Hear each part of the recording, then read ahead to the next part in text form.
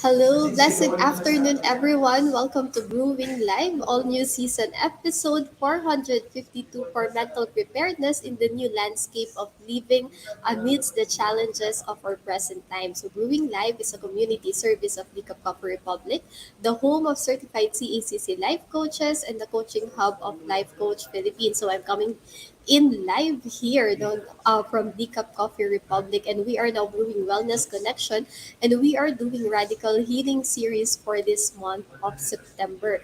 And today's live streaming is dubbed as Living Your Singlehood to the Full. So this live streaming is in partnership with Life Coach Philippines, and our heart here as game changers is to brew mental fitness in your space and help nurture holistic mental health for you and the people that matter most to you. So shout out to our coaching community and to my fellow kindred coaches serving in this corner of the digital space and advancing life coaching ethically and authentically. Giving is a lifestyle that never goes out of style. So as you see the value that we provide as an organization, we truly appreciate receiving your stars and our love gift through fund transfer. So just check the caption of this video for bank info or your GCash account. And for Decaf Coffee experience, visit us here at Decaf Coffee Republic inside Pioneer Center Compound, Pioneer Road, corner Brixton and United Streets, Capitolia, Pasig City. And we are open from 10 a.m.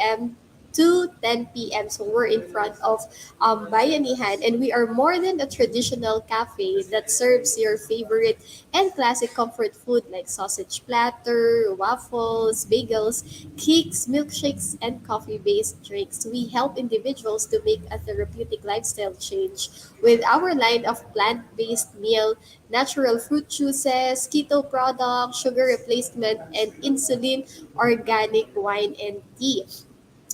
For more, if you're interested to know more about it, so visit us here at Decaf Coffee Republic. Decaf Coffee Republic is also the exclusive distributor of David's Faith Insulin Wine and Tea for the areas of Mandaluyong and Parañaque. And our Save One, hashtag Save One campaign against diabetes is ongoing. So we invite you to join us as resellers and brand ambassadors to help raise awareness of sugar regulator products to help fight the debilitating symptoms and effects of diabetes. So please check our FB page for the menu of the sumptuous meals and refreshing drinks, or connect with Coach Rezzhel through 0917-586-1661 to partner with Decaf Coffee Republic in advancing health and wellness in your space. So if you just joined us in, welcome again, and thank you for being here. So you may circulate the link of this video to invite your friends to watch with you, and you may also tag them in the comment below and give them some shout out, thumbs up, diba? Encouragement, motivation, and best just acknowledge and express gratitude to your friends. So as for me, let me give my shout out to my fellow mental model collectors inside B Learning Society by Master Coach A. And if you are one person who desires to experience transformation in areas of health, wealth, and relationships, then I am inviting you to join us inside B Learning Society as one of the mental model collectors with full access pass to the monthly mental model masterclass of Master Coach A. And that is exclusive for B Learning Society members only. So for this month, our masterclass is on Wisdom Wheel Mental Model. So save the date. That is on September 30, Friday at 7:30 p.m. So this Friday na siya. So the wisdom wheel is a method for solving problems that uses humanity's collective wisdom instead of relying solely on our own thinking and trial and error. So in this mental model masterclass, you will learn how to leverage on collective wisdom so you can stay healthy and mentally fit. And Be Learning Society is the tent maker of Be Learning Homes for Mental Fitness, and um, on top of the food and beverage discount we enjoy from Hiccup Coffee Republic, so mental model collectors also benefit from 90-minute free coaching session with senior coaches from Life Coach Philippines. So for more information and registration assistance, you may connect with Coach Rezzhel through 0917-586-1661, or you may also connect with me. You may send me a personal message or send me a message through my number at 0917903815. So we are now diving into today's conversation, living your singlehood to the full. So please do tag your friends, forward this video link, and invite others to join our conversation on radical healing. So good afternoon again, everyone. I am Life Coach Maureen. I am a CACC. I am a certified CACC life coach and mental health coach from Life Coach Philippines, and I help singles to encounter their beauty within and have peace with themselves so they can live their single life wholly and fully. And I am one of Master Coach scholars in her public speaking class. And I am also one of the directors of the CACC Republic, our coaching hub and the home of certified CACC life coaches from Life Coach Philippines. So if you are watching this on a replay, or if you are watching this from any part of the globe or any country, and in a different time zone, so please comment hashtag replay and do send us messages if you wish to connect with any points that resonates with you. And you may also find the YouTube link where you can watch the replay of all the episodes of Brewing Live in the caption of this video. So please do follow and subscribe to the channel so you'll be notified when new learning videos becomes available. Ayan. So today we're going to talk about like if you're single, if you're single, like single and no boyfriend since birth, or if you are single really without any romantic relationship, or you're single but you're with someone, or you're single with but you're a single parent, or and then this is for you. So I would like you to imagine with me. So imagine that if you are talking with your grandchildren, or when that time comes that you're already having that moment with your grandchildren, or if God willing, your grandchildren. So what is the story that you want to tell them about your singlehood? So what is that highlight, or what is that moment na alam mo yun, you really really get so excited to share them about singlehood? Or imagine that moment that you're having, that you have with your child, and your child asks you, so what is that? What is something, or what is the advice that you want to tell him or her about singlehood? So what is that lesson, or what is that lesson in your singlehood that you want to share? So imagine that if you are already on your deathbed and you will go back on your season of singlehood, or if you will go back to this season that you're single, then how will you feel? And what do you want to remember? And also, how do you want to remember, or to be remembered when that day comes? Now, will that moment be full of joy, gratitude? Like you will be grateful to share your lessons, and those lessons will not have like regrets, but full of gratitude and like beautiful moments on what happened on your singlehood, and as you share it to your children and grandchildren, or will that be will there be regrets? So I can imagine that, and can actually go back to this present moment, because singlehood is actually a beautiful journey. Singlehood is a beautiful season. It is a season of preparation.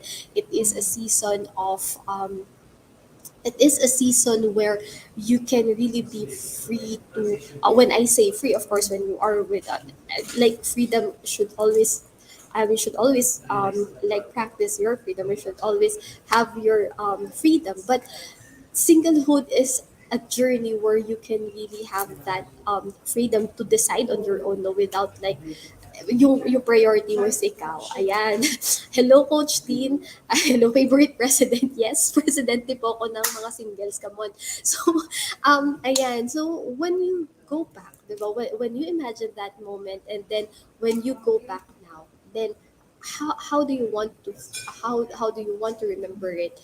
And what personally, I when that moment, when I imagine and like go back, I would want this moment, this season of singlehood, to have no regrets. And why am I sharing that? No, because this, yeah, I would like what I'm saying. Singlehood, we can live the single life to the full, fully and wholly. That is what I really want to share with the singles out there. We can really live our single life fully and fully. And I want to share with you, like, that here in Brewing Live, we are sharing as well the mental models that we are studying inside the learning society, and how we can actually apply it in our daily life, and how can we apply it as singles, diba, to live our singlehood to the full. And ano ba yung mental model? So a mental model is an explanation of something works, of how something works. So it is a concept, it is a framework, a worldview that you carry around in your mind to help you interpret the world and understand the relationship between things. So mental models are deeply held beliefs about how the world works. And what I shared with you, like as I invited you to imagine, it's actually regret minimization na mental model. So how are you going to minimize your regrets about in your singlehood, and so that you can live your singlehood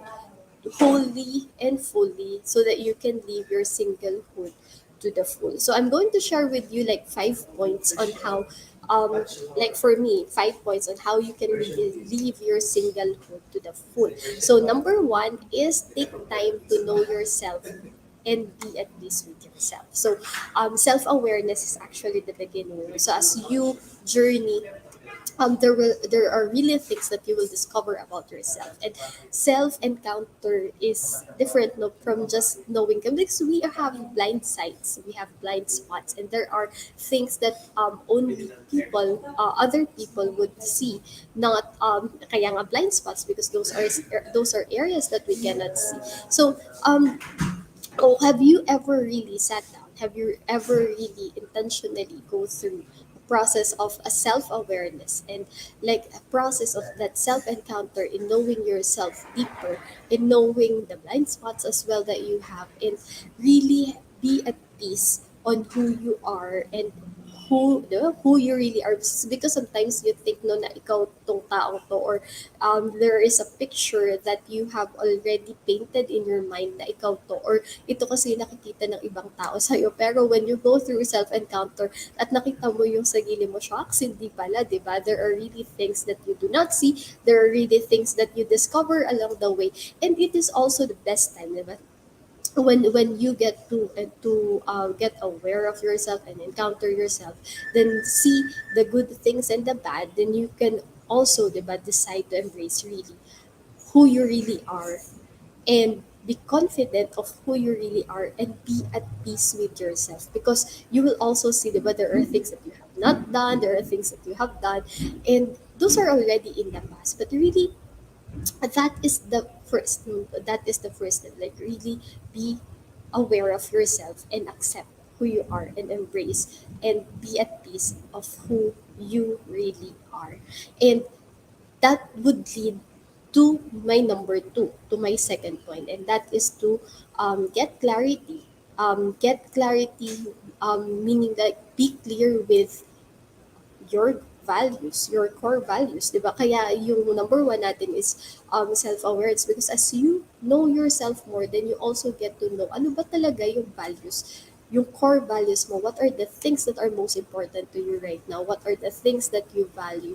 And you also get to be clear or get clarity with your goals. Ano ba talaga yung gusto mong gawin? And um, no, when you're single and you go to like you have your career, no, and it's really the best time to build your career when you're single, and discover what you really want while you are single, kasi nabibuild mo na yung foundation, ano ba talaga yung gusto mong puntahan, and at the same time nabibuild mo din yung right ecology, sino ba rin yung tao na gusto mong makasama doon sa goal or doon sa mission na meron ka. So tamang lugar yun na pupuntahan, kasi baka naman yung kasama mo ngayon or boyfriend mo ngayon or yung gusto mong tao ngayon, hindi naman siya magsusupport doon sa mission na meron ka. So, you also get to be clear with your goals and with the mission that you really want to have, no. And if you are transitioning into a career, or if you are like, in your heart na andito ka sa isang career na parang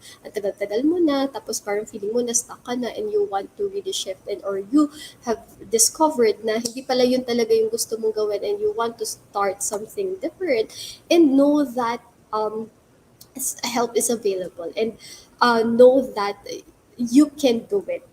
I am also an HR practitioner, so if you are that person, if you need help on that, then let's have a talk here at Big Cup Coffee Republic.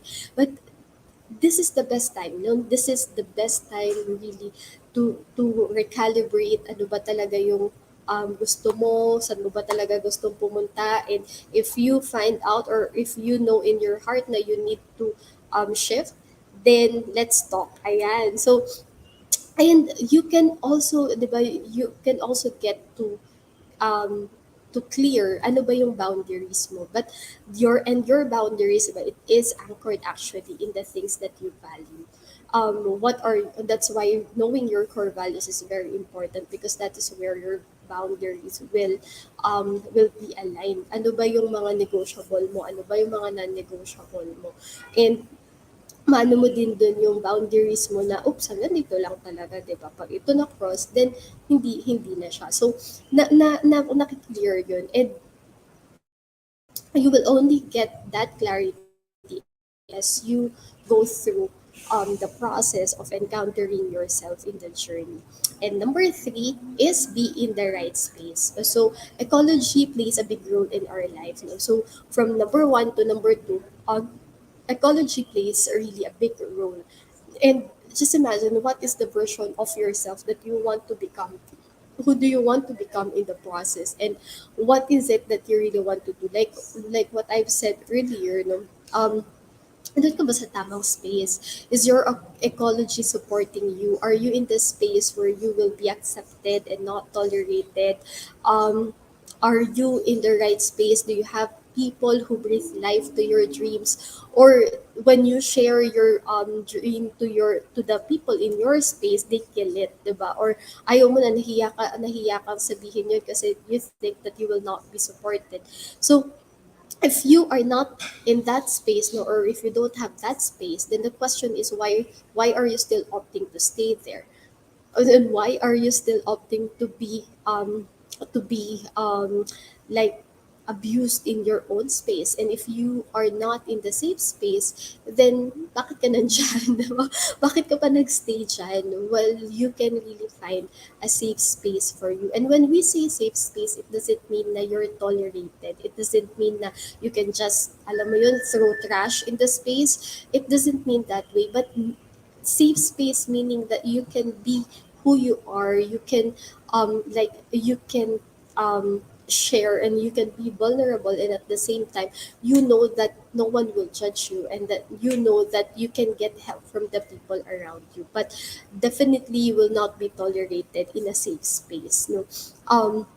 But you are loved and accepted, and the space is the space and the people are very non-judgmental and loving to accept who you really are at that moment that you are in that journey, and who will also help you, know, to move forward to where you really want to go. The right ecology, the right people will also speak life to your dreams, no, na alam mong totoo na kapag shinare mo yung dream mo, na kahit tingin mo imposible, but they will still say that it is possible, and what help will you need so that you can go there. So do you have that right space? Do you have that space? Or where do you spend most of your time? Who are the people that you're spending your life with?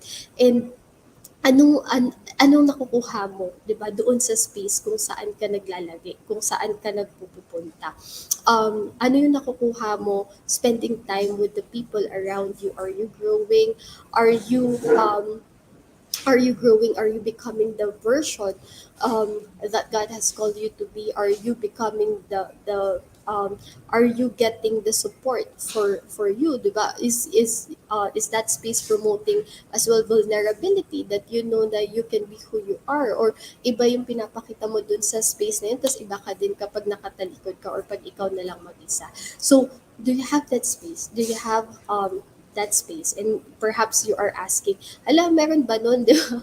Meron ba nun? Or nag-exist ba yun? And I would say that yes, it exists, di ba? You can come here at Teacup Coffee Republic. Teacup is a safe space, and that's what we are giving, no, our family here, but we are promoting safe space, and we are giving actually a safe space. So come here so that you can know and you can experience that it is really possible to have that safe space, and it is really possible to have people who will not judge you, who will accept you for who you are, but at the same time we will not tolerate you for what you are doing, diba? Parang um do you have that people na, alam mo, kasi 'di ba kung kaibigan mo talaga, ba't ka naman hahayaan na malubog ka sa komunyo, or bakit ka naman hahayaan nagpapasagasa ka na tapos hindi ka pa tatawagin, 'di ba, hindi ka pa tutulungan. Of course, ipupush ka pa doon sa bangin. Siyempre hindi. The right people, the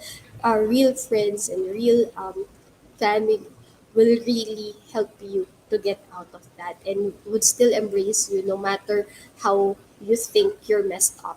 Ayan. So, that's number three. And number four is invest in yourself. So, invest in yourself. Where do you invest actually your finances? Where do you invest your resources? And take time really to invest in yourself. And when we say invest in yourself, it doesn't only mean the physical, but it also go across, diba? What are the things that you are doing for yourself? Because you cannot give what you do not have, diba? Hindi ka, paano ka, so just imagine, paano ka mag-aalaga ng ibang tao kung yung sarili mo, hindi mo rin maalagaan. And paano ka yeah, kasi madi-deplete ka eh, 'di ba? Pagbigay ka ng bigay tapos yung sarili mo hindi mo naman binibigyan, or hindi mo rin inaalagaan yung sarili mo, then eventually you'll get depleted. So you cannot give what you do not have. So it really starts with us. It starts with you. So yeah, really take time to invest in yourself. Take time to invest and go through things that will make you grow and make you whole in the process. And take time as well to go through the journey of healing now. Like, decide to heal now while you are still single. Because imagine when you get married, or when you get into another relationship, or when you are into a relationship, or when there is already someone whom you will really take care with, take care, then yung mga trauma mo ngayon, pag ano, mapapasa mo ulit yun, mapapasa mo yun sa yung asawa mo, mapapasa mo yun sa magiging anak mo, then ano na lang ulit yung magiging buhay, di ba? Pati sila magtutuwa natin. And I believe that you don't want that to happen. And as a single person, decide now to heal, because healing is possible. And you can start your healing journey now, and it only takes your decision really to decide na I really want to heal now, not only for me, but for the family that I will build, and for the children that I will have in the future, and for the next generation. So we can start healing now, so we can change the course of the generations that we have, yung next generation na meron tayo moving forward. You might think parang, ala, ang tagal na nga, yung tagal ko na naghihintay eh. O, di ba, parang ang tagal ko na naghihintay, tapos yung pala 20 ka pa lang, joke lang na, parang ang tagal ko naghihintay. I'm 35 years old, and I'm still single. I no boyfriend since birth, and that's something that that's something that I'm not proud of before. But right now, as I go through life, and as I get to see and encounter different people, and see really that, and I really see the importance of healing at this moment. I see the importance of being whole at this moment, at this season of singlehood. Because it takes a whole person marrying another whole person to build a family. And we cannot find that wholeness in another person, but we can start living now, like you're living that life fully and wholly now. So decide to decide to um go through that healing journey. And it's not easy. I'm not saying that it's not easy. But we're going through like Master Coach A conducts master classes on trauma healing and recovery. And you know, pag ako personally, pag uma-attend ako dun, after that, a lot of things are being, ano ba, that a lot of things are happening in my mind. So, syempre masakit, di ba? Wala namang journey na ano. Di ba, parang imagine mo yung inooperahan ka, may masaya bang opera, di ba? Wala, di ba? Pero masakit, but that operation will lead you to the full healing. That will lead you to healing, and that will also help you to recover. And we can start now while we are single. So if you're that person and you hear what I'm saying, you hear what I really want to say, visit me here at Becoming. Let's have that conversation. Well, you might say that you don't know what I'm going through or what I've gone through. Yeah, I don't know, but all I can say is that it is possible to heal, and there is a space where you can start healing. So I would like to invite you here at Become Coffee Republic, and let's have a meaningful conversation. And number five, that is to take action. And you will hear me like saying it over and over again to take action, decide now, and really choose what you really want to do now. What's the difference that you want to do? So that, ba yun nga you've been experiencing or you have already experienced a lot of pain in your life. So would you like to experience that for the next 10 years of your life? Would you like to experience that again for the next 20 years of your life? And would you like to pass it on to the children that you will have? And if you're saying no, then you have to take action now, and you have to choose now. And if you still need, the or if you need help, na ano ba yung, ano ba, parang I feel lost right now, I don't know what to do, I don't know where to go, or before okay naman, I know where I'm going, but something happened, and it feels like I'm not going anywhere right now. It feels like, alam mo yung na parang rat race, ang tawag doon yun yung sa, yung sa hamster, yung ikot ka lang ng ikot, and you feel that you are in that situation, then know that help is available, and know that you are not alone, and know that you are not an isolated case. So so that would be like the five points, no, that I've shared. So number one is take time to know yourself, and be at peace with yourself. Then second is to get clarity. Number three is be in the right space. Four is invest in yourself. And five is to take action. And if you are saying yes that you're going to take action, then I'm inviting you here at the Cup Coffee Republic, and let's have a meaningful conversation. All right. So thank you so much for joining me today and for supporting the advancement of mental fitness. So I would like to invite you to join us on floor for our face-to-face community events. So tonight we have Comfy Sunday. So Sundays for Life with Coach Sean. And Coach Sean will talk about creativity, and he will talk about learning how to learn. Ayan. So maganda po yung mga topics with Coach Sean. So if you um, if you are free tonight, so that's 7:30 p.m., then we'll see you here at the Cup Coffee Republic. Then next is Nurturing Monday. So tomorrow, that's Walk Along with Coach Teen, Dehoy. So she talks about the relationship. And then Groove Tuesday, it's all about habits with Master Coach Jasmine. Wednesday, Purpose Wednesday, Away in the Day with Coach Rezzhel. And then Thursday, ayan, so Thursday is Strengthening Thursday with Master Coach A. So that's Coaching for the Soul with Master Coach A. So join us. And that's yung community night natin is 7:30 p.m. So, yan. So, 5 Saturdays. So, last night we had our open mic with Coach Orville. But since Coach Orville is not around, so si Coach Sean po ang nag-host last night. So, join us no if you want a safe space, like if you want to safe space, chill and relax and express your thoughts, diba? Then join us every Saturday night at open mic with Fab Saturday open mic with Coach Orville. Ayan. So, if you are interested to become a professional service provider, either as a life coach or mental health coach like us, so connect with Coach Rezzhel through 0917-586-1661 to know more about the Co-Actively Co-Create Life Certification Program by Master Coach A. And we are now accepting application for mental health certification and internship program with limited slots. So, make sure that you make the reservation with Coach Rezzhel. And join us back tomorrow, same time, same digital space for episode 453. Ayan, so rest assured by Coach Dean. So again, this is Life Coach Maureen, mentally fit to serve in behalf of Life Coach Philippines. This is us in the Philippines. Love bomb boom. See you again tomorrow and have a blessed day. Bye-bye.